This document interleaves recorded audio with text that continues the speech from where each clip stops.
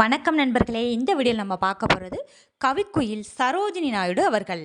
சரோஜினி நாயுடு 1879ஆம் ஆண்டு பிப்ரவரி 13 அன்று ஹைதராபாத்தில் பிறந்தார். இவர் சிறுவயதிலிருந்தே அறிவாற்றல் மிக்கவராக திகழ்ந்தார். கவிதை மற்றும் இலக்கியத்தில் சிறந்து விளங்கியதால் இந்தியாவின் நைட்டிங்கேல் என்று காந்தியடிகளால் அழைக்கப்பட்டார். காந்தியடிகளின் கொள்கைகளால் ஈர்க்கப்பட்டு அகிம்சை வழியில் போராடினார். 1930 உப்பு சத்தியாகிரகம், சட்ட மறுப்பு இயக்கம் மற்றும் வெள்ளையனே வெளியேறு இயக்கத்தில் முக்கிய பங்கு ஆற்றினார். 1925இல் இந்திய தேசிய காங்கிரசின் முதல் இந்திய பெண் தலைவராக தேர்ந்தெடுக்கப்பட்டார்.